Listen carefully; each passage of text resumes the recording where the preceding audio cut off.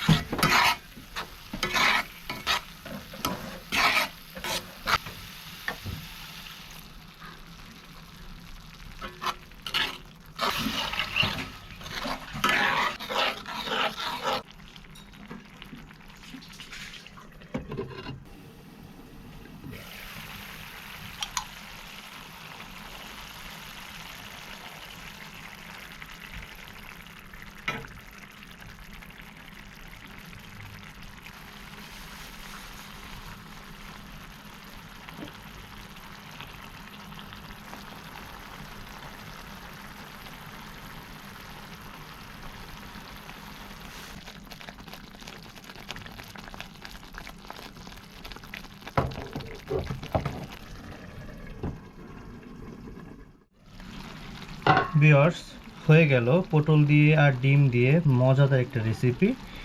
আমি যেভাবে দেখিয়েছি বন্ধুরা এভাবে আপনারা রান্না করে দেখবেন, খেতে অনেক সুস্বাদু হয়। আমার কথা না বন্ধুরা, আপনারা এইভাবেই ট্রাই করে দেখবেন, সত্যিই মজাদার হয়, অনেক সুন্দর হয়। পটল এবং ডিম, টমেটো এবং মশলা দিয়ে একটা ভালো একটা রেসিপি তৈরি করা যায়। এটা গরম ভাত, রুটি, আপনি যার সাথেই খান খুবই মজা লাগে।